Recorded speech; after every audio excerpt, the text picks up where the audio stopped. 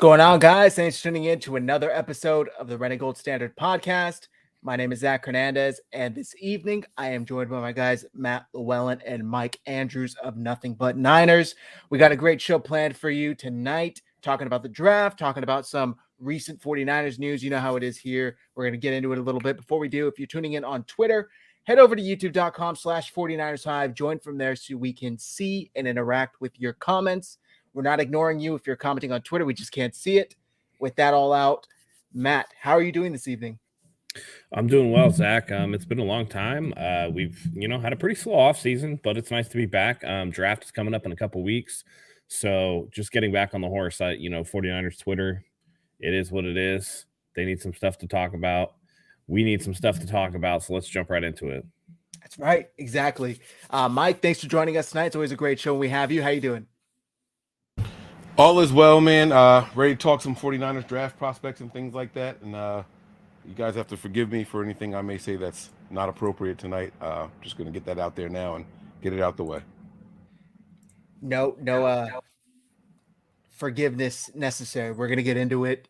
And I want to hear your hottest of hot takes, both of you guys. Let's get this a spicy show. Let's make some clips go circulate around 49ers Twitter. Let's get controversial. Now that I've said all of that, before we get into the draft, there is some Brock Purdy news that I wanted to get you guys' thoughts on. He recently talked to Lombardi and I believe Barrows, and there was a quote that kind of sent 49ers Twitter into a storm, for lack of a better word. The quote was, asking about if his recovery, how's it going? And he says that he's not sure whether or not he'll play in 2023 and that he takes it one day at a time. And he added, just to be able to get out of the brace, move around frequently and stuff like that. I know it sounds small, but that's a big win. That's how I look at it, finding the little things like that to be positive about and understand you have what it takes to get back to being yourself on the field. Matt, is there a possibility he doesn't play this entire season? Nah, I mean, this is off-season stuff, 49ers Twitter stuff, blah, blah, blah, blah, blah. What's he supposed to say? I mean, he has no idea what anything's going to be yet. He's not clear to throw a football. He's not really ready to do anything. And any doctor worth their salt is going to tell him, when they do the surgery, hey, like, this is the plan. If everything goes as it should, you should be thrown in 3 months and whatever. But obviously, with any medical procedure, nothing's 100%. There is a chance, yada, yada, yada. That's how that goes. And I think this is Brock Purdy being aware enough of the situation to not want to give out any information ahead of time, not make any promises that he doesn't know 100% that it's going to be able to be fulfilled. I think he wants to be back. I think the plan is for him to be back.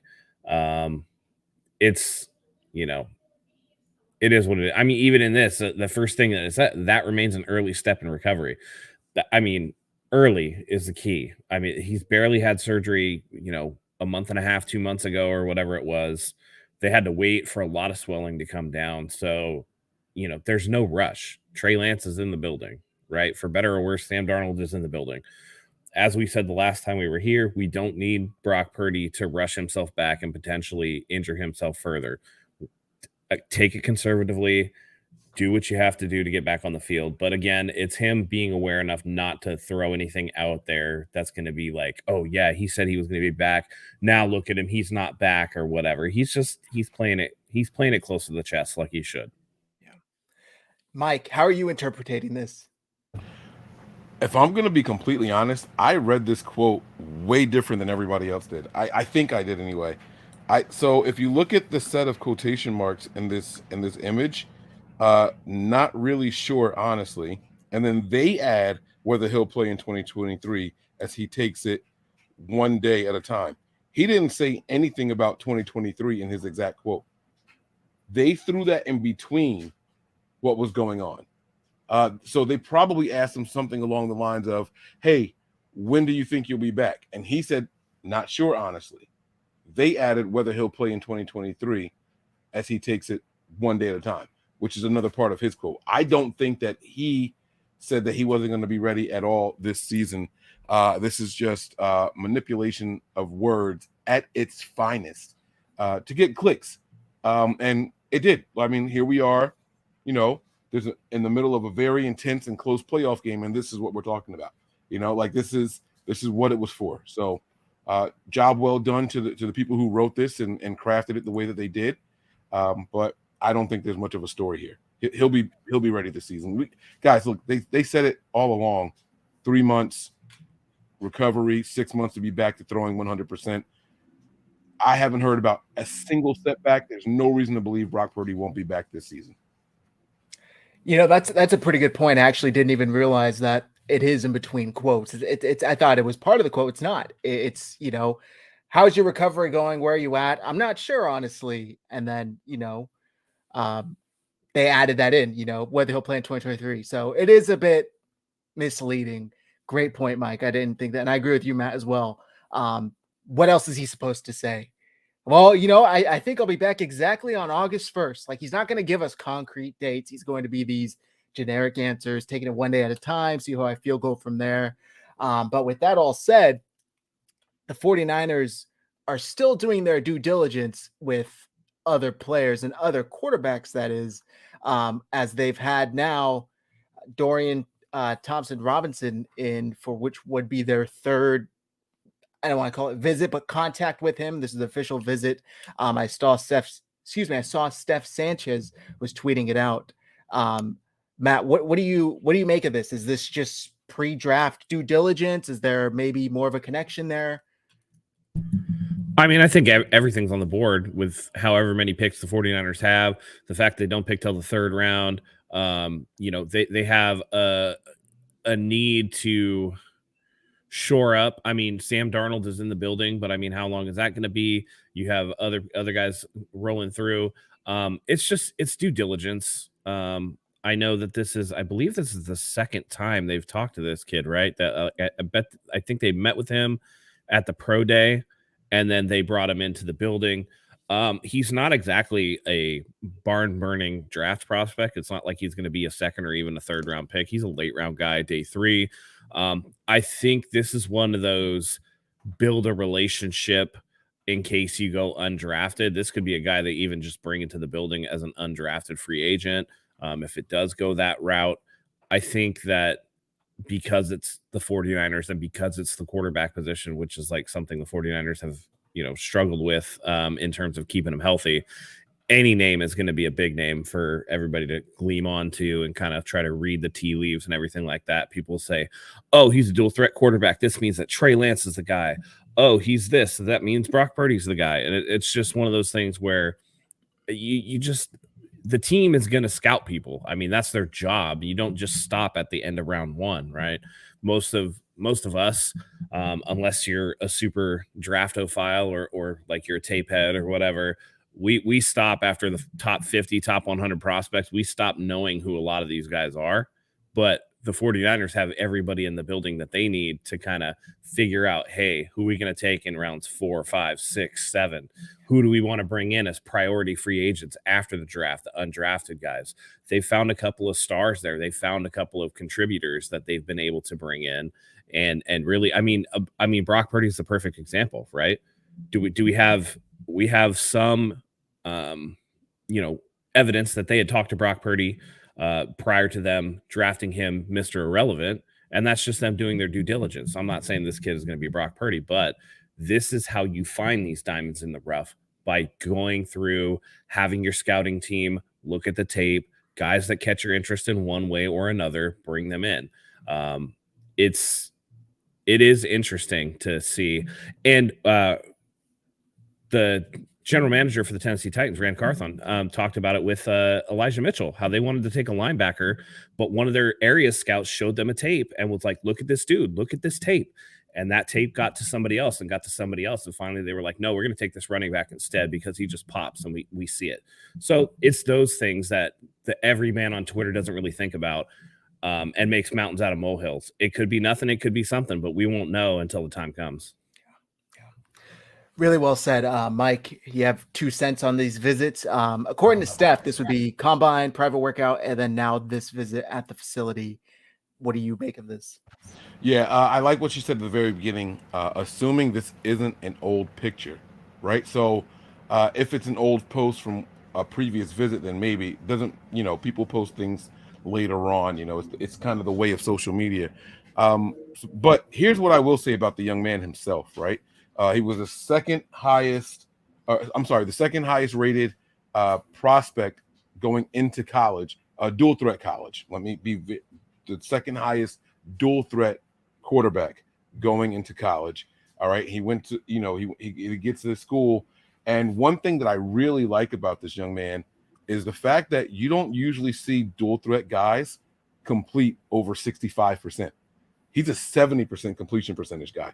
And that was a big thing with Josh Allen, coming out of college. It was, can they turn him into, a higher completion percentage type of player, in his first year in the NFL, he was down to like 58% or something like that. All right. Josh Allen, he didn't have the best of seasons.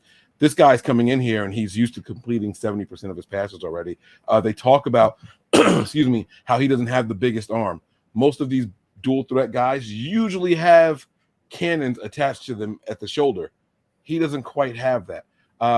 So I kind of like this. And Kyle Shanahan is in uncharted territory for himself. We know what happened with RG3. We know what happened with Kirk Cousins, but you're talking about a first round guy. You're talking about a fourth round guy. He's done it now with Mr. Irrelevant and Brock Purdy.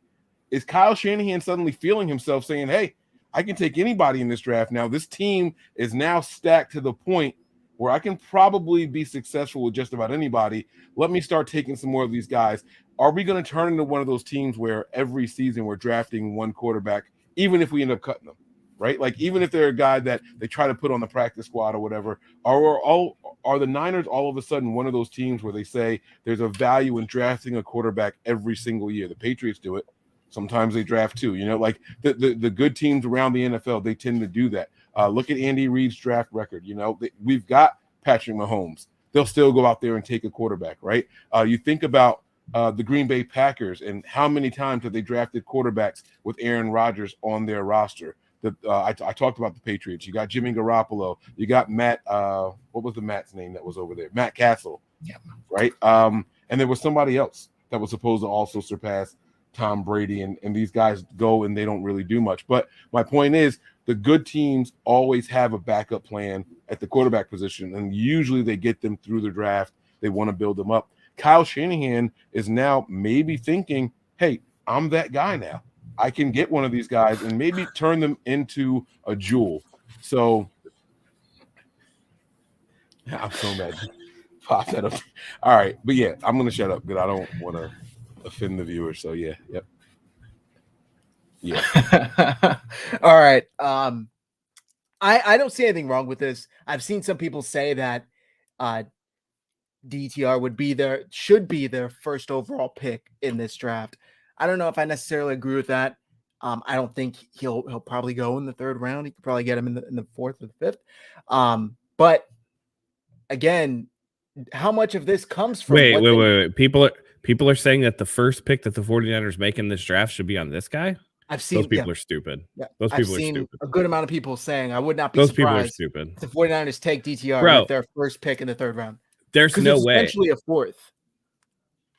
Okay, but they have a ton of other needs. We're just going to ignore the fact that they don't have a proven right tackle. We're going to ignore the fact that the interior offensive line still needs a ton of work. We're going to ignore the fact that they're thin at safety.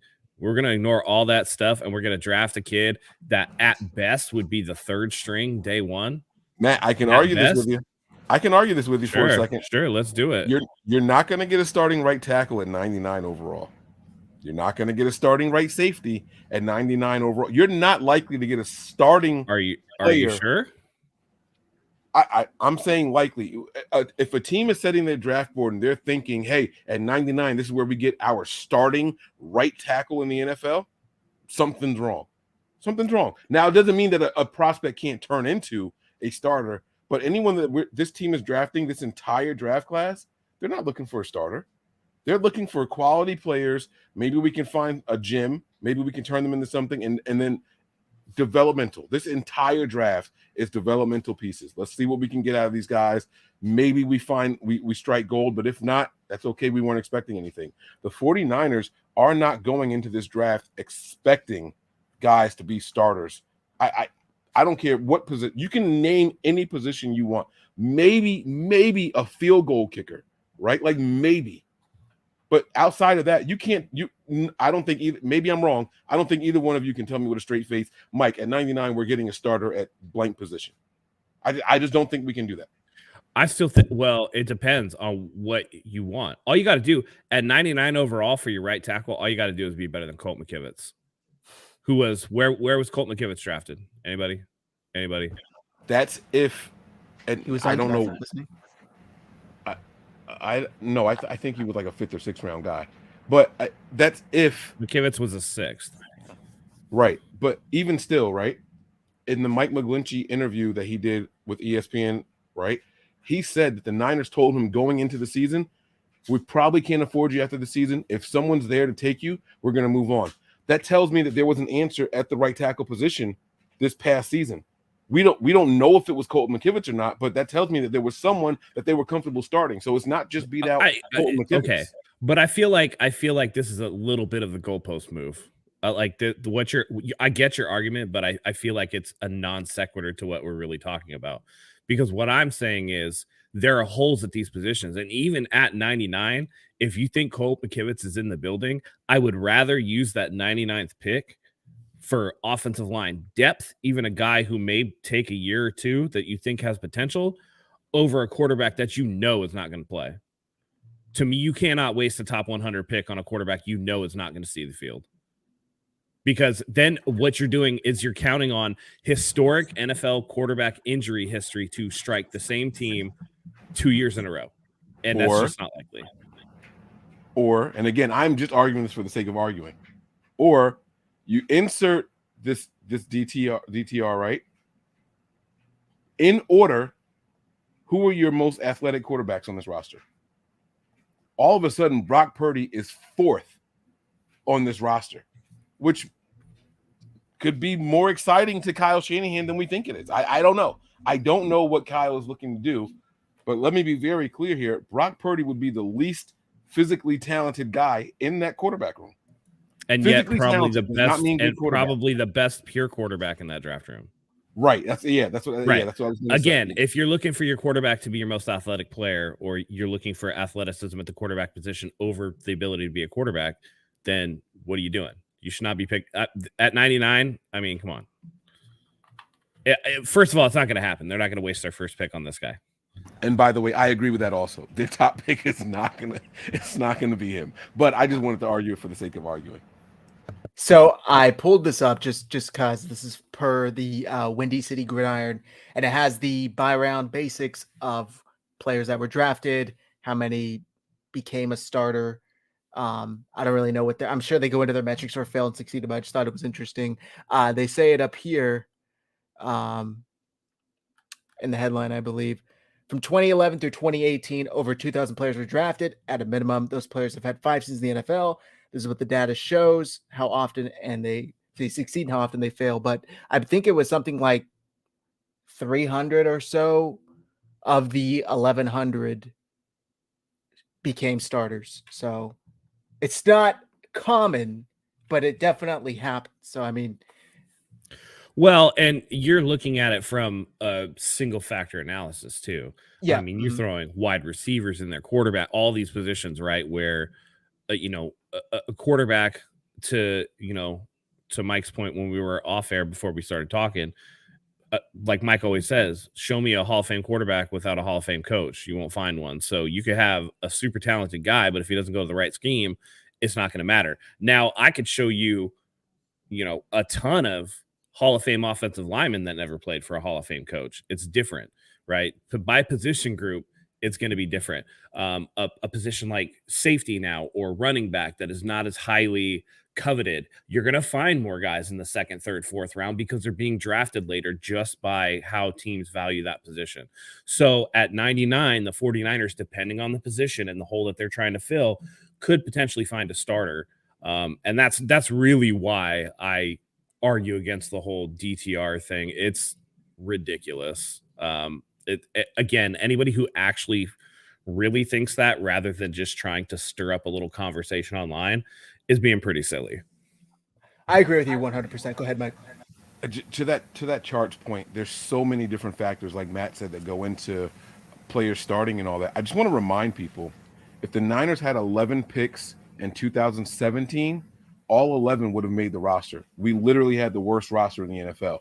That's not the case in 2023. In fact, we have one of the best rosters.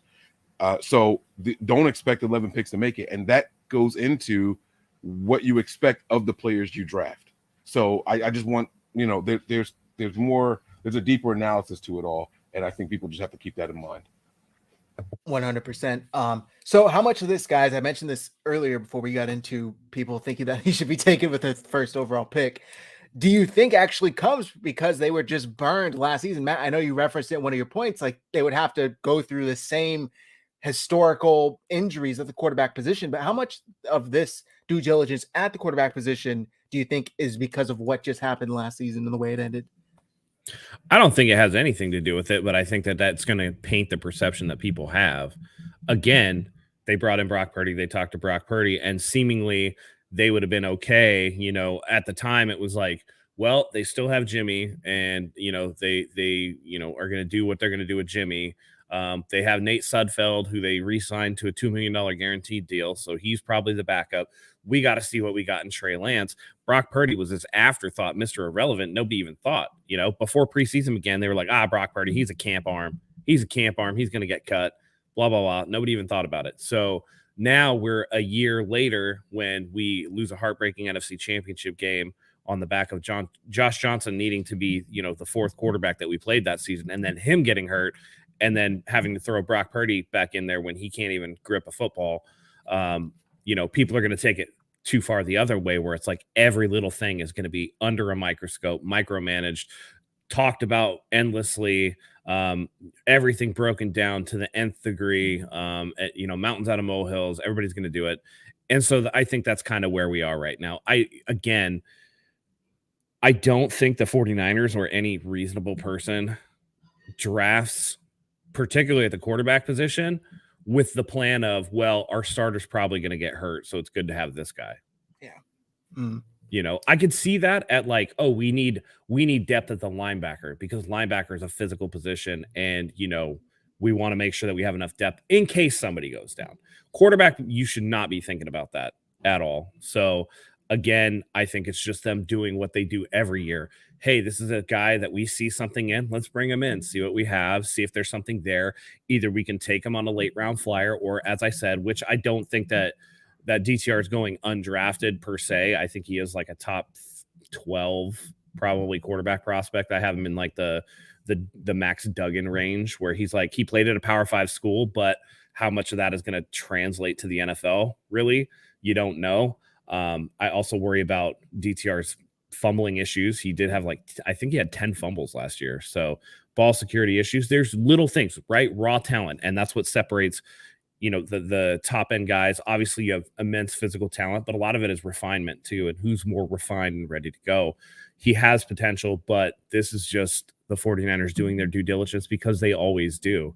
That's how they find these late round gems, the George Kittles, the Elijah Mitchells, the people like that can make an impact but aren't the Talanoa Hufangas, that aren't necessarily the top tier guys, but that the 49ers can turn into something. So it's just something that they're doing to cover their bases. What's up, Mike? You look like you got something to add.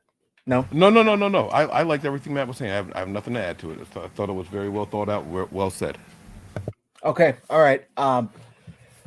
So in other news, I hate to bring this up, but just a quick detour from the draft talk, and we'll get right back to it, I promise. Have you guys noticed Brandon Ayuk's Instagram recently? Any of you? Any of you guys on Instagram at all?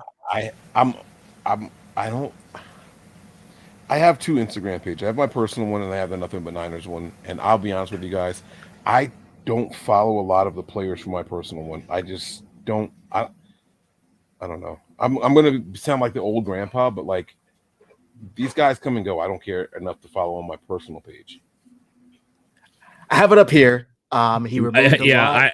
I don't have it either. Listen, the algorithm has already got me. My wife is 5 months pregnant, and all that comes up on my thing is like baby stuff now. So I get nothing else but that. Hey, congratulations too, by the way. I didn't know Thanks, that. I'm learning new stuff. Yeah. Thanks. Congrats.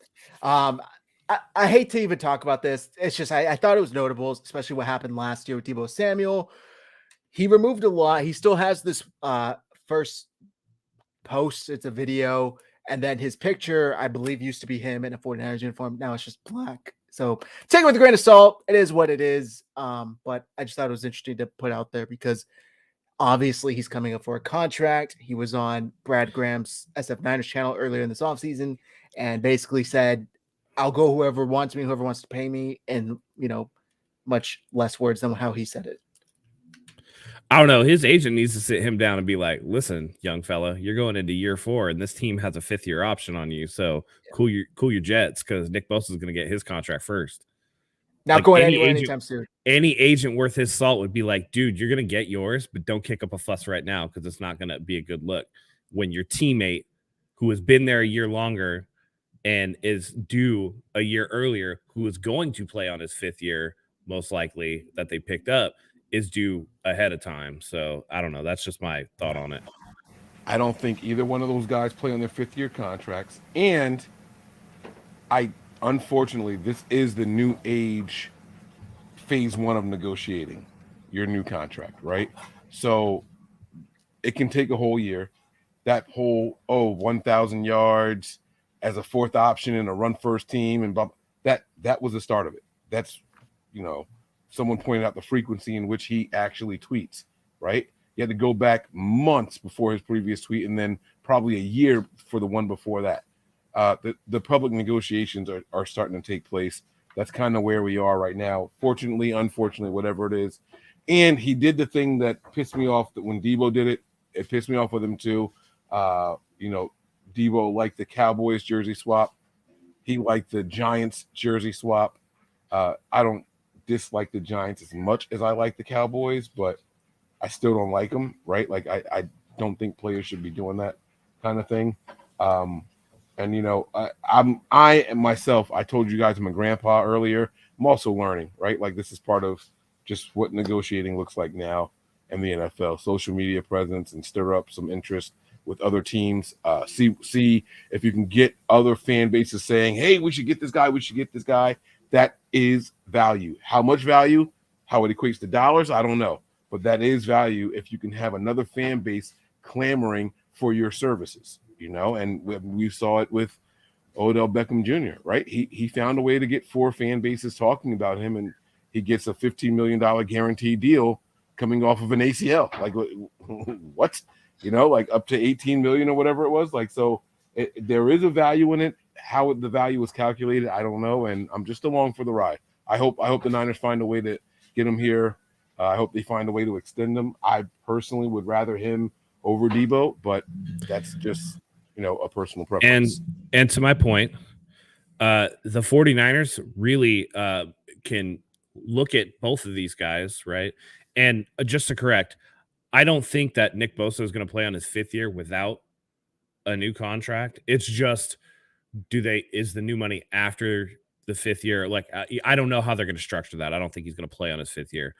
But Brandon Ayuk is the more, as I've said, the more sustainable talent for the 49ers, right? He doesn't have to do the wide back stuff. He hasn't had the string of injuries, soft tissue injuries that Debo has. And I can tell you right now that if Debo has a year that's pretty good, but isn't up to the 49ers standards, the 49ers can shop Debo Samuel in the 2024 season post June 1st and save $21.9 million on the cap by trading him. So if BA wants to get paid, do the good soldier routine, come out, do another 1,000-yard season, whatever. Make sure that you're the guy that they can't get rid of rather than Debo Samuel if you really feel that way. Because with pure skill, he has the chance to get Debo money with far more longevity than what Debo Samuel has had. So again, I know this is I'm with you, Mike. I'm the old grandpa too. It's not, I hated when, players would hold up the team for money, whether that was Robbie Gould, whether that was Raheem Mostert, whether that was blah, blah, blah. But at the same time, listen, we're April 16th ahead of the draft, and Lamar Jackson still does not have a contract or whatever from anybody. Now, conspiracy theories aside or whatever, Debo, did his thing last year, and I know that wants to be a good example for BA to like, oh, Debo did it, so I can do it. Take a look right in front of you. Lamar Jackson is a far more valuable player than Debo Samuel. And the fact that he's unsigned and the fact that, there's pushback from these owners from whatever. And I'm not saying that it's right because I'm all for players getting their money and doing whatever. But you have to be able to read the room. You got to read the tea leaves and be like, look, there's a backlash coming. That contract that was given in Cleveland to Deshaun Watson really pissed off the owners, and they're trying to take some of that power back. They're trying to seize some of that power back from this whole, player agency movement, where the players have all the power or whatever. The owners in the NFL do not want the NFL to become the NBA. And so there's going to be pushback on that. And if I were Brandon Ayuk, I would definitely read the room and be like, look, all I got to do is do my job. I'm going to get my money. Right. And I'm going to, he's going to get paid. He's too talented not to. If he puts up a 1,200-yard season again, Brandon Ayuk becomes a priority over Debo Samuel. Debo's role became diminished the moment they signed Christian McCaffrey. And he's not as good of a receiver as Brandon Ayuk. That doesn't mean that he doesn't break more tackles. Let me be clear with what I'm saying here, right? Just like I was able to say Brock Purdy's the least athletic quarterback in the room, but probably the best quarterback in the room. I can honestly say Brandon Ayuk is probably not one of the top 4 offensive weapons on the team. However, he is the best wide receiver on the team. So those are different things, different calibers, and he probably has a better long-term value to the 49ers than Debo Samuel does. SD says here, if he does get traded, I could see the Niners requesting a first and a second this year. If I had to guess the teams, I'd say the ones to watch out for are Giants, Chiefs, Chargers, Ravens. They could request that till the sun comes down. I can't imagine they get a first and a second. No. I think not for again, this is like, maybe. And no offense, SD. I think this is one of those things where people want to play GM because they got Madden. You know what I'm saying? Like, this is not how this goes. You might be able to get a first for Brandon Ayuk. You might be able to get a high second, somewhere in like the low 30s or something. But if you think you're getting a 1 and a 2 for a wide receiver, like, that's maybe stretch. a 2, maybe a 2. Let me can I argue this one too? Yes, sir. Before we move on? I know that Brandon Ayuk had a first round grade on him entering the draft. Right? So that's documented, and he was selected in the first round. So boom, check that off. The tweet that he posted was very telling. 4th option on a run-first team, still got 1K. I think that the GMs that had a first-round grade on him say, hey, the Niners are misusing this guy or underutilizing this guy. If we get him here, he would explode. Then you also have the 5th-year option, which has a value on its own. I'm not saying you can get a first and a second. That's a lot. But I think you can get a first plus with Brandon Ayuk. Oh, come on, man. That's not what I meant to say. You can put it back. You have to skip over so fast. It's okay. I was on the show with Tony and Eric Crocker, and I was talking about how Elijah Mitchell isn't the second best wide receiving option at the running back position. And they were like, what are you talking about? Like, who's over him? And I was saying Jordan Mason, but I meant Jermichael Hasty was better than him when they were both here. And I went on for probably a solid 12 minutes saying Jordan Mason over and over. And then Croc looks it up. He was like, he was a rookie he didn't have a single reception.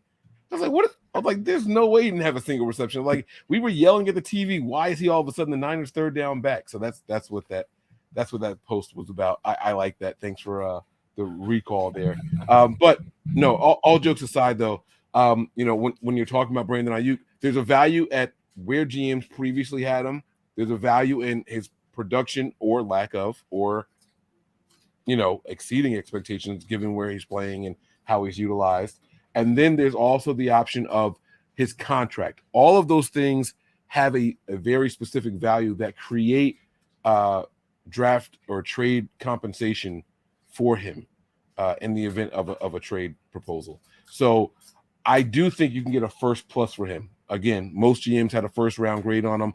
The production being underutilized and the 5th round option, all of those things will create something. What it creates, again, I don't know. Just like how I talked about with the value of the public negotiations. I don't know how many dollars it creates. I don't know how much draft capital it creates, but you can get a first and something for Brandon Ayuk. I do think so. I don't know. I get what you're saying. I think you either take the first or you take the 2 and extra. And my examples for this are the Minnesota Vikings trade Stephon Diggs to the Buffalo Bills. They get number 22. That was their compensation. Now they turned around and turned that into Justin Jefferson, so that's a win. Now DeAndre Hopkins is the other big one. They got a 2, a 4, and a really washed and injured David Johnson out of that trade. So I think that the precedence is set. I don't think that you're going to get a 1 and 2, and I know you're not arguing that, Mike. I think you either take the 1 and maybe like a pick swap later, or you're going to take a 2 and some change. But I don't think you're going to get a 1 plus anything significant. The significant part I agree with. I think you can get 1 plus, but not anything significant. And again, the players that you named, look at when their contracts were due, and also look at the ages of those guys. Ayuk hasn't quite hit his prime as a wide receiver. Where would you say he compares to AJ Brown? Sorry to cut you off, but I think it's important. No, sorry. If he got the amount of targets AJ Brown got, Brandon Ayuk would be a 1,300 plus yard receiver with double-digit touchdowns. I agree with you. And so it's the system that he's in. Like that tweet that he posted is very, very important in assessing what Brandon Ayuk is and who he is in the NFL. If he got wide receiver 1 targets, he'd shock a lot of people. He's open a lot of the time. But do you think that precludes? So here's my argument for that. Right, it's the system, not necessarily the player. I think a team would use that to try to lower the price, not to give up extra. Because if the 49ers say, well, I mean, he's so talented, like, give us this, right? He would thrive in your system. The other team's going to be like, well, he's so talented. You're not really using him. You don't really want him. So why should we pay a premium? And the response to that is, there is a counter argument to that. Yeah, I was going to say the response to that is, do you have a George Kittle?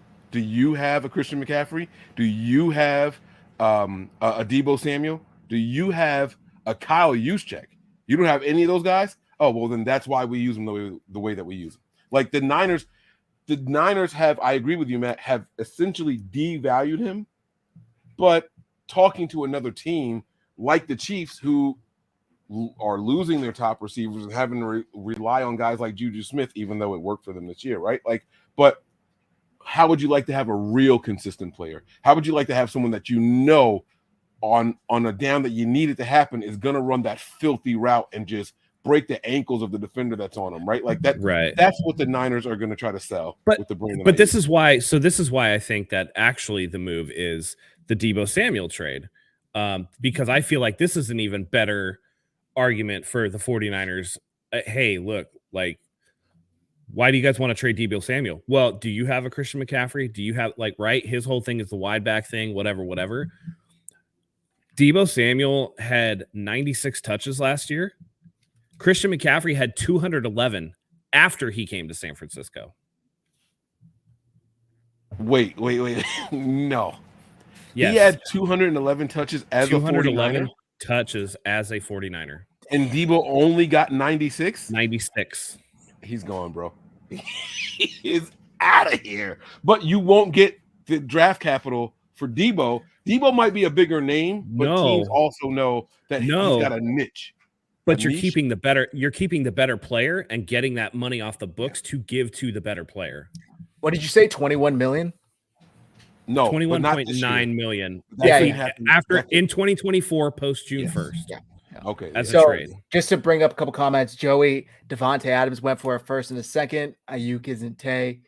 I agree. Like AJ Brown, Devontae Adams, like even DeAndre Hopkins and Stephon. We're talking cream of the crop, right? Like all a team has to do is point to Brandon Ayuk and be like, well, he's not your number one. So AJ Brown went for number 18 and 101 overall last year when the Eagles traded for him. And that's the other thing. Not all first round picks are created equally. Do you guys want to address Cinnamon Kiss asking why should we trade him? What would the argument be for trading Brandon Ayuk? Obviously, financial aspects. Is that the only? Go ahead. I'll go first because my answer is 2 words. We shouldn't. I concur with that. He's the better overall wide receiver. I think he does a better job of spacing the field than Deebo Samuel does to let Christian McCaffrey and George Kittle work underneath. And if you're looking at the 49ers roster and you expect somebody like a Danny Gray to make strides, where does that leave Deebo Samuel? You want a guy that can work the outside routes like Brandon Ayuk can work the intermediate dig routes, right? Let the guys work underneath, allow Danny Gray to hit him up over the top. He's more valuable, I think, in this system than Deebo Samuel is, like Mike said, because of the Christian McCaffrey acquisition. Yeah. Thanks, Ollie, for this comment. Appreciate you. I think that I 100% agree with both of you guys. We shouldn't trade him, right? Obviously, the financial aspect, you have Nick Bosa's contract coming up. You have Brandon Ayuk's contracts coming up. You obviously have the 5th-year option on Trey Lance, but then you got to figure out what you're going to do with Trey Lance in a couple of years. So at that point, you have to really think about it. Is it worth keeping Brandon Ayuk for 2 more years if you do use that 5th-year option, or let him go a year early, maybe recoup some value? I hope they don't. And just to address Niner Rich, he says the same people that wanted Deebo to get paid are the same ones willing to trade him. If you go back to our shows, I guarantee you'll find us saying the 49ers are going to come to a crossroads in a couple of seasons after extending Deebo because of the dilemma that Brandon Ayuk puts them in. And I think most of us agreed Brandon Ayuk is the one that they should keep long term. Right. Well, and he's the better overall wide receiver. But here's the thing, too. When we wanted Deebo Samuel to get paid, first of all, I had a problem with how Deebo Samuel handled himself in the offseason. I'll be the first one to tell you that. I was very consistent on that. I'm consistent on it to this day. Second of all, Christian McCaffrey was not in the building, and that completely changes the dynamic and devalues him. So now, without him getting the same amount of touches and the same workload that he was getting and production, he's actually now overpaid for what we're doing with him. That doesn't mean that I don't want a player to get paid because, like I said, I'm always pro player getting money. But at the same time, I could want a player to get paid money and still rock the front of the jersey rather than the back, because if getting rid of him is going to make the team better by being able to keep somebody else that has more value, then I'm going to be for that. And this is all speculation anyway. This is just like, hey, what should we do with Brandon Ayuk? Should we trade him if he gets too loud with his contract? Blah, blah, blah. All speculation like we do quite often. Don't take it as 100% gospel. Don't run away with this on Twitter being all crazy. Mike, anything to add? No, I agree. Matt said he would be first for one of the people saying he didn't like the way Deebo handled himself. Then I have to be second because I was adamant, like, I don't care if he comes back at all. I was straight up like, whether he's here or not, I don't care about Deebo Samuel in the 49ers uniform anymore. The antics that I saw, I didn't like whatsoever. Now, doesn't mean that I didn't think that he would make the Niners better. And like Matt said, that was before the acquisition of Christian McCaffrey. He went from a necessity to a luxury. And as a luxury player, he's overpaid. I'm sorry, but he is. Like, he's just overpaid. Doesn't mean that he's still not as good as he was back then, but the necessity went away. And that changes how you pay somebody, how you value someone. So we are where we are. And by the way, we were responding specifically to a comment previously. None of us think that anybody, well, I won't say that anybody should be traded. None of us brought that up as a topic. We were responding to something. So Yeah, making the argument as to why he should be traded. 187 says BA isn't Deebo. He's better in my opinion as a receiver. Yep. As a receiver, he's better. More versatile, but Brandon Ayuk, when it comes to running routes and being a pure receiver, is the better player. But without the necessity for Deebo to run the football, then what is he better at? Because it's not being a wide receiver in any way, shape, or form. Yeah. All right. Let's get back to the draft. Joey's taking us right back there. Now we're talking receivers. When should we draft one? We're talking potentially about trading Deebo, then Ray and Jennings are on 1-year deals. We could become scarce at wide receiver talent in a year or so. Makes a pretty good point. When would you guys like to see the 49ers address the wide receiver position in this year's draft, if at all? Matt or Mike, who wants to go first? So I have 9 wide receivers I would like the 49ers to target. I have guys as early as the 3rd round. I have guys late as use your last pick on him because he is going to be a complete project, but there's potential there. All right. So as far as when, it depends on what the Niners want to do. I will say this. I watched the way the Niners handled Kendrick Bourne the last 4 or 5 seasons. 1-year deal, 1-year deal, 1-year deal. That tells me they want to move on, and when they're comfortable with a replacement being in the building for him, they will do that. We saw Juwan Jennings become the new Kendrick Bourne, right? I'm seeing the trend continue. 1-year deal now. Here we are for Juwan Jennings. If they can get someone that they feel more confident in, they will not only draft that player or acquire that player, they will move on from the guy on the 1-year deal and just let him go. I don't know when, because my mindset is different than everybody else's, right? I sincerely think that every draft pick is just for depth. I don't think that we're looking to get any serious contribution from anyone that we draft. It'll be a rotational guy at best. Defensive line, if that's what I'm, if they're going to go the way that I'm talking, defensive line guys rotate more than wide receivers do. They rotate more than offensive linemen do. You know what I mean? And they even rotate more than running backs will. So I'm thinking defensive line are probably the top pick, coming in 99. Maybe a safety, right? Then this team is very good at drafting a guy and then inserting him a year later so he can pass a guy. Biggest example for that, Aaron Banks, right? Aaron Banks is a rookie, 2nd round pick. Everyone wanted to call him a bust. You couldn't beat out this guy on the right side. The truth of the matter is the Niners said, hey, if you can beat him out, cool. But if not, your job is to replace Lincoln Tomlinson when we let him go the following offseason. The team gets a guy in here, lets him learn the system, learn the position, and he's ready to succeed the player that was there before him. So what players are on 1-year deals that are likely to be starters for the 49ers? I bring you guys Tayshaun Gibson. Maybe they do want to go out there and look for a safety. Maybe that's their next player, right?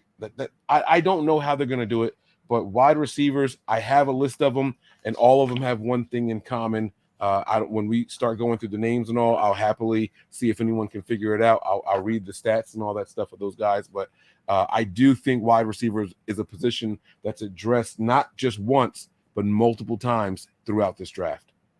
If they keep all 11 picks, let me be clear with what I'm saying. If they keep all 11, I think that we draft more than one wide receiver. I pulled this up. Wayne Breezy tweeted it out. 49ers held a private workout for Michigan's wide receiver, Ronnie Bell, per Aaron Wilson. I was trying to see if there were any other reports of private workouts, but this is the one I pulled up for now. Matt, when do you think the 49ers should address the position? I mean, they're going to address it. Again, I agree with Mike. It could be somewhere in the third. It could be later. There's a couple of guys that I see them interested in. Maybe somebody like a Marvin Mims Jr., maybe a Rashee Rice from SMU. Obviously, you have Ronnie Bell there. Ronnie Bell's going to be like a late round guy, though. Again, doing their due diligence, which is part of what this is. But they're going to need more wide receivers. Obviously, wide receiver is one of those positions. I feel like most teams take at least a stab at one every year, right? Just to again, with the uptick in passing in the NFL, with the uptick in empty sets, you need to have 6-7 wide receivers on your squad. So looking in the draft, making sure that you have your I's dotted, your T's crossed in terms of your scouting for these wide receivers in case you see something that will benefit the team for whatever scheme that you're running. Maybe this guy is just really good at running, little 5-yard outs or whatever, right? That's good. That's good for third down. Very situational. You could run that guy out there. But the 49ers are going to take a crack at it. With all this talk, obviously, they're going to have some things. And like people pointed out, this guy's on, Juwan Jennings on a 1-year deal. Ray Jennings on a 1-year deal. What are we going to get out of Danny Gray year 2? Again, maybe a turmoil with BA or Deebo Samuel if there's going to be a move made there. There's always room. And as we've seen over the course of however long, no receiver is untouchable. But like we've talked about it, Stephon Diggs, DeAndre Hopkins, maybe again this year, actually. Odell Beckham's been traded a couple of times. You got, people like Devontae Adams gets traded. Brandon Cooks get traded traded every season, right? And he's good. So wide receivers get traded all the time, and I feel like wide receiver is one of those positions where you really do find really good players in round 2, 3, 4, whatever.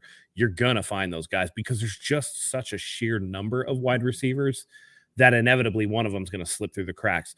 We talk about, this player has to go to the right system in the NFL. Well, there are those players that on the opposite end of it, they played in the wrong system in college. George Kittle is a perfect example. I think he had like 8 catches at Iowa, and now all of a sudden he's just like this catching machine. You never know, and that's why you have to do with the Ronnie Bell thing or whatever. You have to do your due diligence, and that's actually a really good example because Ronnie Bell plays for Michigan. Not traditionally an air it out offense. Obviously, we know Jim Harbaugh more than most. So there could be something there that the 49ers can see that, necessarily wouldn't show up on game film because he's not being used in a way that he would if he was at, say, Oklahoma or something like that. Yeah, 100%.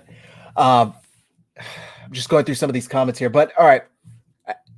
Is there anything else you guys want to talk about wide receiver related? If not, I'm going to move on to other positions. But Mike? Let me just let you guys know, based off of the 49ers workouts that I've seen listed, I tried finding this information on this Michigan player. I know Wayne is a Michigan fan. I don't have him as one of my list of players. So I don't know where he's projected. I don't know his stats or anything that. He's a day 3. He's a day 3 guy for sure. Can you tell me his measurements? Just height and weight. Yes, I can tell you Ronnie Bell is 5'11 and a half, 191 pounds, ran a 4.54 40. He is the shortest wide receiver I have heard about the 49ers working out, and there's been 4, including now draft prospects and free agents that are actually NFL players already. The Niners have been doing something, and that was going to be what my little secret was. I have here's my wide receiver list here, guys. And you see each tab is a different player that I like for the Niners, is color coordinated for what I want here. And every single one of them is 6'2" or taller. Everyone that they have brought in for a workout, other than this guy, has been 6'2" or taller. I think the Niners are looking for some size with a unique combination of speed or contested catch ability or something like that. And that's exactly what I have here.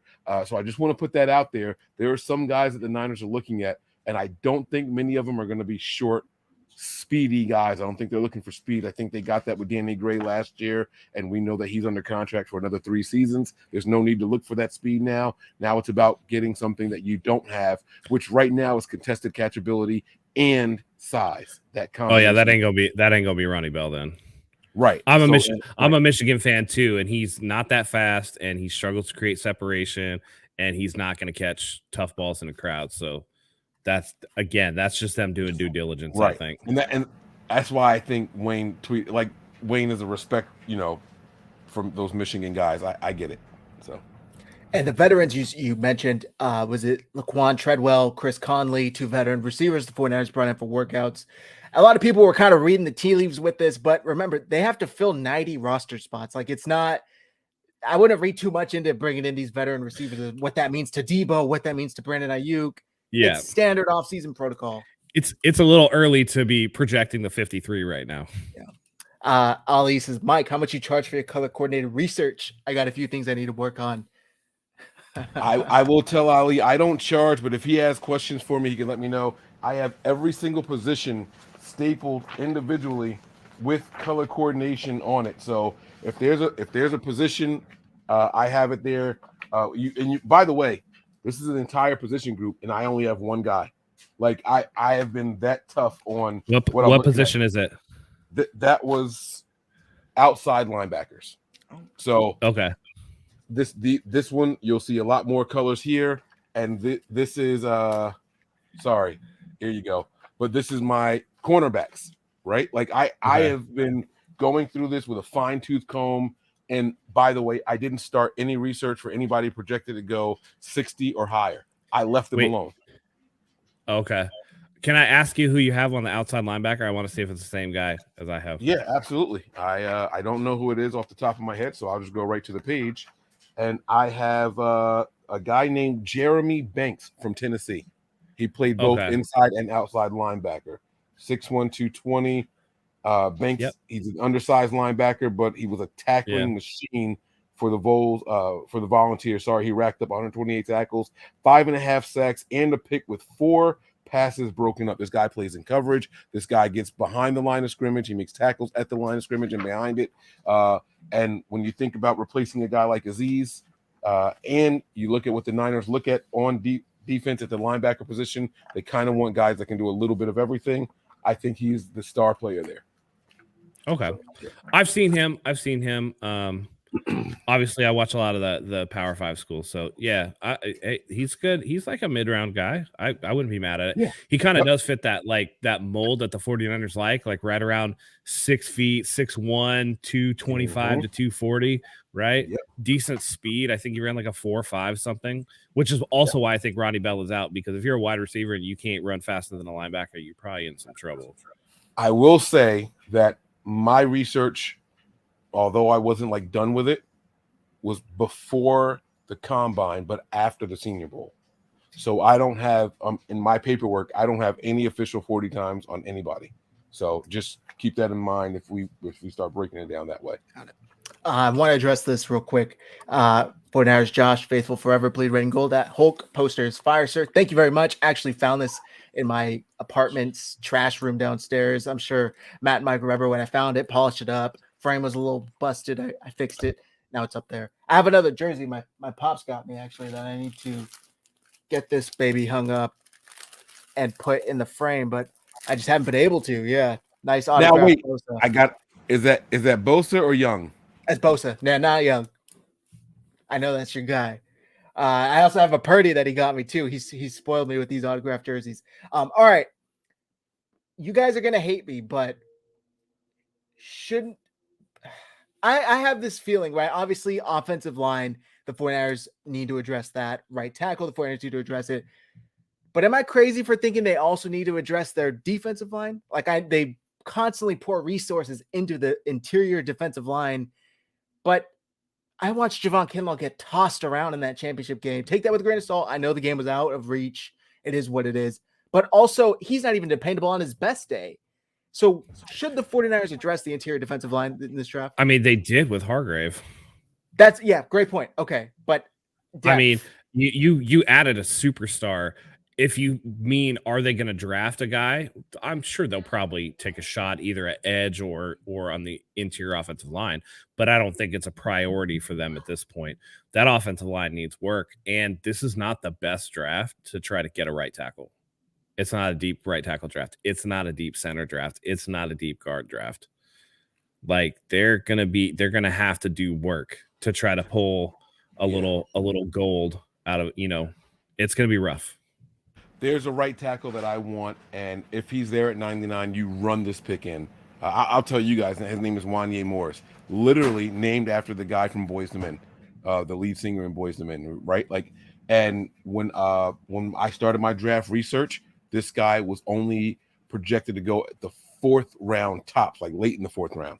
Now they're saying he might be as early as the end of the 2nd round. Like that's just, and he went out, had a good, I don't remember if it was the Shrine Game or the Senior Bowl, but he went out and impressed the one-on-one drills and all that stuff, and he's making a name for himself. He's killing the interviews.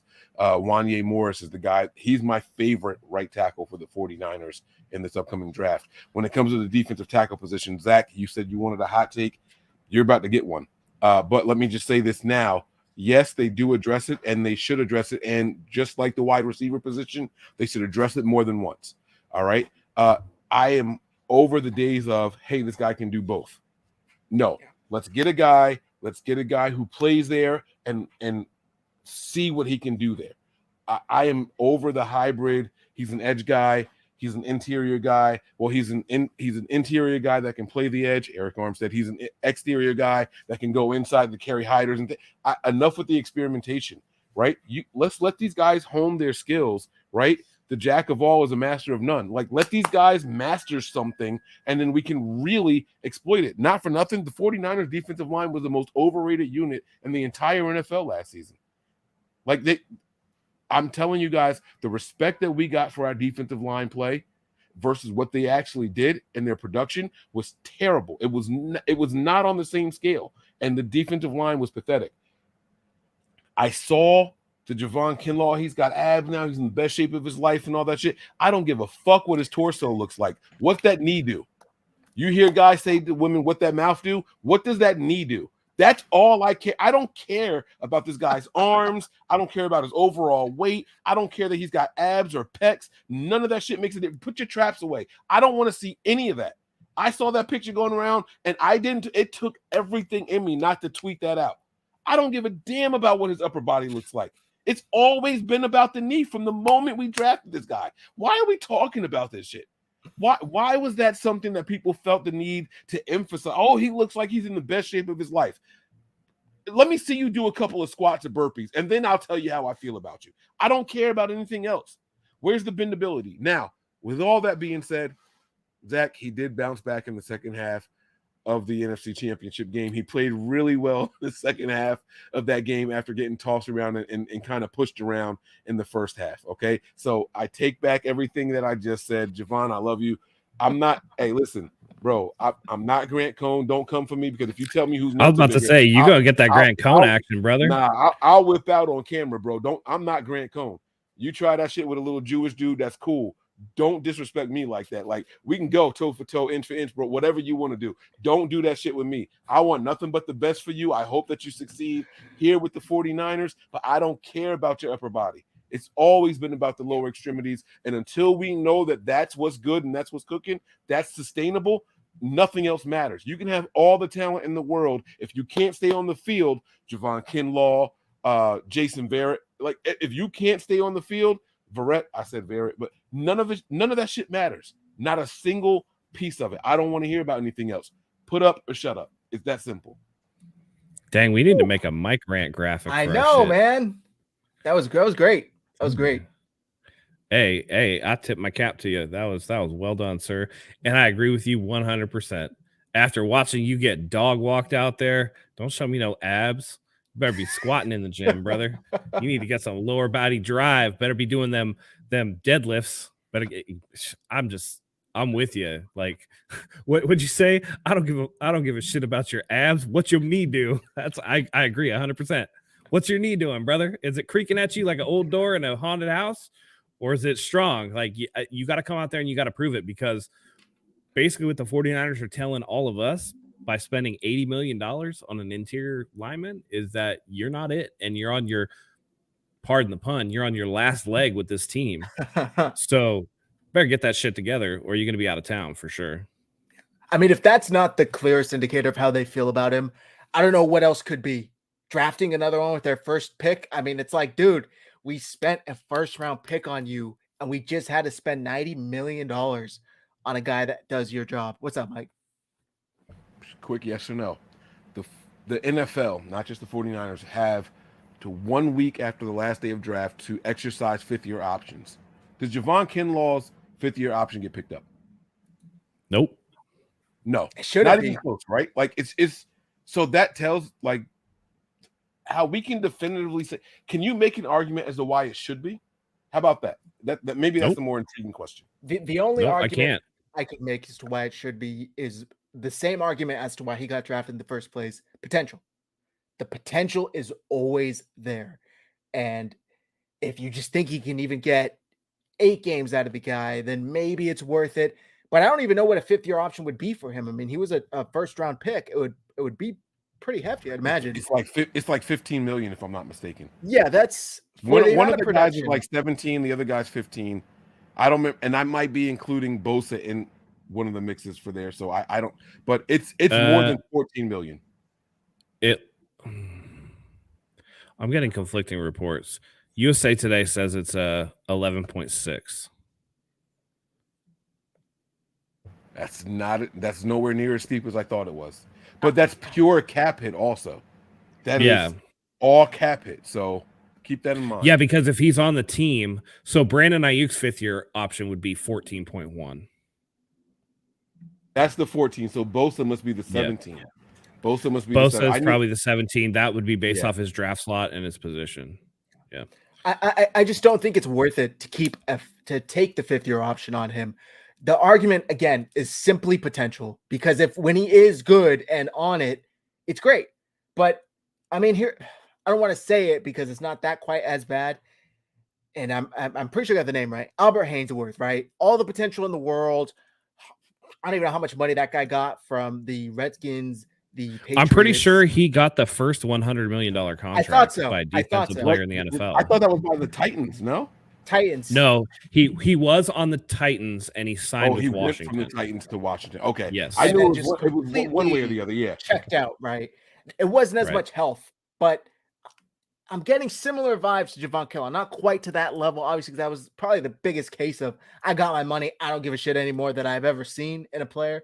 But I don't know, man. It is a lot. And especially after what Mike just said, he came out this past offseason, was talk shit to Grant, talk about, oh, come see me, I'm going to do this and stuff like that. It's like, what did you do all year after that? Because that's really where you could have stuck it to him. And every single reporter that said, I don't think Javon Kinlaw was worth it. I don't think Javon Kinlaw was the right pick. And instead, you were sitting on the sideline for more often than not. And here's the thing. The fact that Grant was so right that he didn't even feel the need to pile on, that a dude who makes his living on piling on, even he was like, nah, that fruit's hanging a little bit too low for me right there. To your point, Nick Bosa is 17.9 million for his fifth year. So 18. But yeah, listen, he's not going to continue to get healthier as it goes along.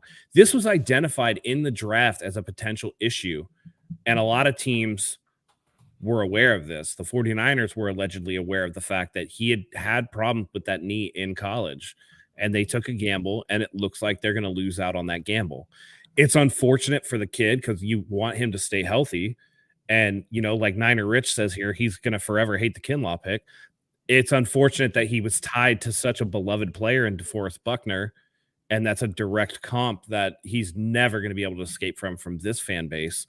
But the fact of the matter is, while he's flapping his gums, he should be flapping them squat bars. You know what I'm saying? Like, he needs to get under them weights and get that thing figured out. But he's not going to get more healthy as he goes along. That knee is just going to get worse and worse and worse.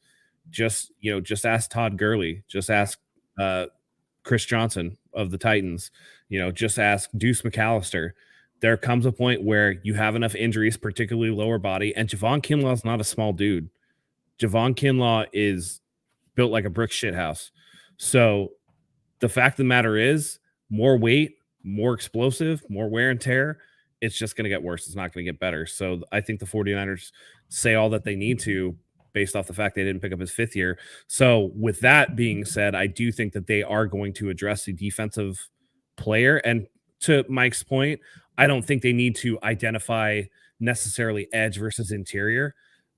If you're shooting for a guy 4th, 5th round, just get the best athlete, get the best guy that you can move around to different positions, get the most versatile guy, the one that's going to benefit the team the most, rather than slotting them in this traditional. And if any team's going to do that, it's the 49ers, right? They move guys from their traditional position all the time. So real quick, I just want to take a second to thank everybody who's tuning in over on the Niners YouTube channel.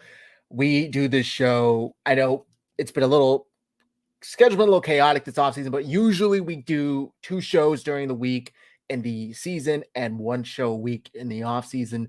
Head over to 49ers Hive, subscribe, hit like. Matt and I are always here. Mike comes on as much as he can. He does us a huge favor. We're trying to get to 3,000 subs. We just crossed 2,000 not too long ago. We appreciate all of your guys' support. We always bring 49ers content. All of our Twitter handles are on the screen as well. Go follow us there, as well as this podcast. And this is a podcast from 49ers Hive, which is our larger kind of account. So check out 49ers Hive if you guys like this content. Absolutely, guys. If you are watching this right now on the Nothing But Niners channel or even on the Patreon, guys, I joined these guys over here at 49ers Hive as often as possible, like Zach said. So make sure you subscribe. This is not going to be a regular thing where it's going to be available on the Nothing But Niners channel, but this is for promotion. So make sure you guys subscribe. I get to be myself. I get to not bite my tongue as much and not host. I don't have to pull up the topics and stuff. I just get to react and say how I really feel about some shit because it's not on my page. I don't care what people think, right? So make sure you guys are subscribing. These guys do a lot of hard work. These guys are pillars in the 49ers community, so make sure you guys are there as well. Like, hit that subscribe button right now and share it with somebody else as well. Appreciate that, Mike. Yep. By the way, last thing before we move off of this, I know, Zach, we're on the drive to 3,000. We did it at 1,000. We did it at 2,000. We'll do it again at 3,000. Jersey giveaway to one of our followers at 3,000. So it'll be a 49ers jersey of your choice. So make sure you like, subscribe. We love having you here. That's right. As we're talking, our guy Joey just sent me this tweet from Lombardi breaking down the 5th-year option for the price tags. Like Matt said, Ayuk 14.1, Kinlaw 10.4. So you got to ask yourself, would it be worth it? And I don't think so for Kinlaw. Yeah, 10.4 is a lot to spend on practice for the team trainers. Would you guys? It's kind of a separate question, but it plays into the tag conversation. Would you extend Kinlaw? Now, before you guys just say no, he's going to be cheap. The potential is there. We've seen the flashes, right? If Kinlaw would agree to a contract that's somewhere around $5 to $6 million a year, would you extend him? Even if it's just 3 years? For 5 to 6, I would. For 5 to 6, I would. Or even extend him out to something like how we've been doing with, say, a Kerry Hyder or something like that, right? Like a 1 year, 6.5, something like that. Anything that's cheaper, like amateur draft scout, anything cheaper than that 5th year, especially if it's for depth primarily, I'd probably do. But now just hear me out, right? That 5th year tells you 10.4, period. He's not going to sign a deal that doesn't total more than that. So I could see the Niners potentially maybe tagging him, but using that base number as, hey, it says 10.4 for 1 year. We'll give you up to 14 for 3 because other teams might walk away from you. Up to 14 for 3. Like that's what I'm wondering if you guys would. I don't know that we could do the franchise tag for defensive tackle is 18.9. So I don't know that they would tag him. Here's the other thing, though. If you just say no 5th year option, let him test himself out on the free agent market. And if he walks, we get a comp pick. If he doesn't walk, then he's back for a cheaper deal. So there could be some mileage there as well. Yeah. I also think and this is going to sound kind of cheesy, but you got to send a message, right? You got to send a message to the team that you're not going to reward. And I don't want to say behavior because it's not behavior. It's just what happened in his circumstance with an extension. If it's that team friendly where we're talking like 4 to 6 million per year, then at that point you could make the excuse that it's just a depth signing, and I would be all for that. But if we're talking like starter money or even below, a little bit below starter money, I can't see it. I don't think it's worth it. All right, last thing, and then we got to wrap up for the evening. I saw this report, and again, it was from Michael Silver, Florio, so take it with a grain of salt. But there's a rumor out there in the NFL sphere that Houston Texans GM Nick Caserio might possibly be on the outs after the draft to make a return to New England, and therefore 49ers assistant GM Adam Peters would be their first target to replace Caserio. Obviously, there's the connection with D'Amico Ryans, who's now the head coach of the Houston Texans. Again, takes with a grain of salt. This probably is a bunch of BS, but I just want to get you guys' thoughts on it because the connections are there. Everybody's been, connecting the dots all offseason with players, now with even personnel. What do you guys make of this report? Fuck Mike Florio and everything he says about the 49ers. And none of it's true. I'm sorry. None of it is true. Not a single word that Mike Florio says concerning the San Francisco 49ers. When he says, I got it from a source, no, he just sat around and thought of some shit. No one contacted him and told him anything. He's trying to connect dots. He's trying to predict some shit that's going to happen and could happen. And he's tying relationships, right? How obvious is it that D'Amico Ryans goes to Houston? So now you take someone off of the 49ers roster and put them there in the front office as well. That's all he's doing.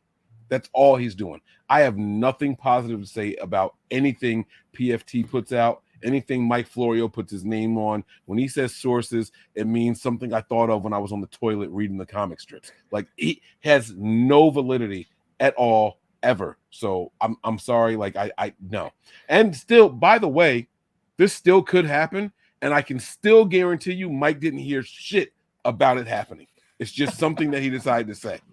I am firm on that. I am firm on that. Mike Florio, I don't know if you guys remember 2012, the 49ers were in New England to play the Patriots.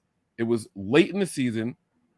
The Patriots were on some crazy December winning streak, like 14-0 or something like that. They don't lose in the month of December. That game was interrupted by some Obama speech. I don't know if you guys remember this season, right? And the Niners jumped out to like a 35-6 lead or something crazy. Patriots came back and tied it up, and then the Niners ended up winning like 45-30 something, whatever it was, right? That same game, right before kickoff, I don't know if you guys remember, Alden Smith was suspended. Mm-hmm. And Mike Florio said, oh, and by the way, like, they had some whole report that he was supposed to be doing, and he just decided to fuck with Niner fans out of nowhere. He's like, oh, by the way, I heard that Alden Smith is eligible to return early if so-and-so happens, and the team is looking forward and pleading a case to the NFL and Roger Goodell. Immediately after the game, Trent Baalke, who does not address the media after games, was like, yeah, I have no idea what Mike Florio was talking about. I haven't heard anything about that. I'll look into it, but I don't know what he's talking about. Like, from that moment on, I knew that Mike Florio was full of horse manure. You can't trust anything that guy says. And since I haven't, if I see PFT, I just skip next page, block, delete, whatever it is. So no, it's not happening. Is it fair to say you have a similar opinion of Mike Silver since he's kind of co-signing this report? Yep. And okay. Mike Silver's a guy that he went from, if you made a top 20 of NFL insiders, right? At one point, Mike Silver was probably around 10 to 15, right? And then he got into some arguments with some guys thinking that he was bigger than who he actually was, and they shunned him. But he was trying to hold on and grasping at straws, saying, I'm still that guy, right? And people said, all right, well, let's see if you're that guy without the information. And now he is basically Tim Kawakami, 2.5, because well, I won't say what I was going to say, but he's like an underling of Tim Kawakami now. He is just grasping at straws, and the Niners are the team that are easiest because if you say something negative about the Niners, our fan base will blow that article up, and he knows that, and that's his last hope. Mike Silver's on his way out of the NFL as well. Give it a year and a half, and no one will talk about him anymore either. Damn. I'm just gonna say Mike's right. Florio's full of shit. I mean, this is the same guy that said the NFL draft was un-American because the players don't get to choose where they go, and it's like the only profession in America's professional sports where you have to go to this. And I'm like, I mean, you're getting millions of dollars, and you're going into it with the understanding that the NFL draft is what the NFL draft is. It's not like you're an indentured servant. It's contract work, which like if I'm a nurse on a travel contract and it's like I'm gonna get paid to go to Alaska and I take that contract, then I'm gonna go shiver my ass up to Alaska. Like that's just part of it, you know, that's comes with the territory. You know, he's had it out with people like JJ Watt, with Aaron Rodgers. I know Bobby Wagner was mad at him over some offset language about his contract. Like this dude, I can't even remember. There was an old Twitter account. It's not up anymore, but there was an old Twitter account called Florio is Wrong, dedicated to like all the times that fool was wrong. He's consistently on freezing cold takes. And the fact of the matter is he's insulated by NBC. And because I don't know that a lot of people know this, but Mike Florio used to be a labor attorney. So I'm sure he has all his shit buttoned up to where he's going to be untouchable in terms of his employment. He's not going to allow himself to get fired. He's not saying anything that potentially could get him fired. But the fact of the matter is him as an actual reporter is pretty suspect. You know, every time he shows up on something like Pat McAfee, I get a little disappointed because I'm just like, I get when you have Ian Rappaport on there, but like Mike Florio, it's like, come on, guys. When you have a show with Chris Sims and Chris Sims is the better football guy, that's a problem. Because Chris Sims is also, I mean, I don't know. The 49ers just have bad luck with a lot of these guys. We seem to get the worst ones. But Chris Sims tried to parlay his former relationship with Kyle Shanahan into some working knowledge of the team. And it's clear as day that I don't think Kyle Shanahan likes him that much. Yeah. The fact of the matter is that Chris Sims, you know, will trade that friendship in a second for a headline. That's just how he comes across to me. I mean, he ran with the Mike, you know, it's Mac Jones, and I don't have any inside information, but if I was to guess, you know, and that may very well be the case that anyone reading the tea leaves would be like, okay, Shanahan would probably like Mac Jones, but to say that as fact, and he's always like, oh yeah, I'm friends with Kyle Shanahan or like blah, blah, blah. And it always seems to be the 49ers to get these shitbirds that don't know their elbow from their asshole and just come out and say stuff. And anytime Florio says something, I'm convinced that the exact opposite thing is going to happen. He could tell me the sky is blue and I would find a way to figure out that it's actually green and that our eyes are all fucked up. You know what I mean? Like it's to that point that Florio is just like a non-starter to me. So yeah, we're eventually going to lose Adam Peters to a GM job. Let's get that straight. He's too good a talent evaluator for us not to. What I'm hoping, again, as I've said all along, let's kick Lynch upstairs to a like executive VP role, like the old carbon policy role, and let's let Adam Peters cook as the GM.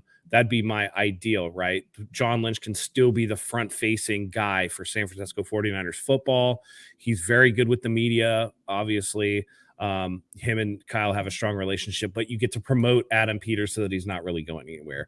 That's what I would like to see happen. But I don't know. This Caserio thing, like immediately after the draft, he's just going to dip out. Like, that makes zero sense. Why would a team, even one as dysfunctional as the Houston Texans, allow an outgoing executive to make their draft picks? This is not the Ravens, and Nick Caserio is not Ozzie Newsome, where he's going to get that last pick. And by the way, used it on Lamar Jackson to set the franchise up that he was the GM for I mean, what was it, like 15, 20 years, right? Caserio's been there for 2 years, maybe. No, you don't let that guy draft for your future because he has no loyalty to you whatsoever. So to me, this is just another another Florio report that's just, I got to hit this for both of you guys.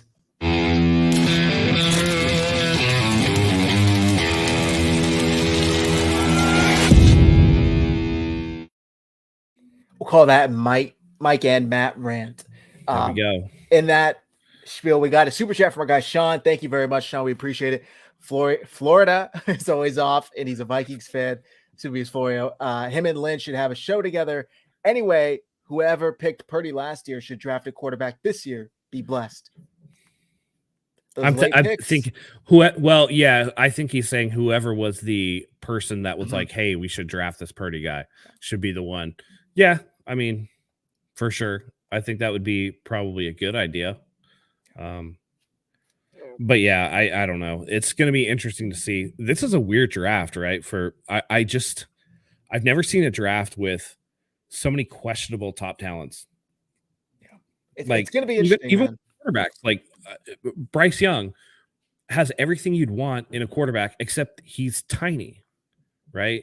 CJ Stroud, seemingly a really good prospect, but we know about those Ohio State quarterbacks and the fact that he had somebody, a bunch of talent and somebody like a Marvin Harrison Jr. who's going to be like a top 5 pick next year. Okay, how good is he, right? Will Levis, all the physical tools, but dude, rough at Kentucky. How much of that was him making bad decisions versus a lack of talent?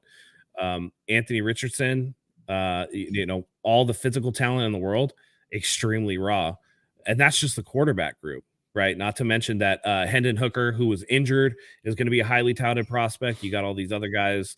And then you get to, it's a weak wide receiver draft. It's a weak tackle draft.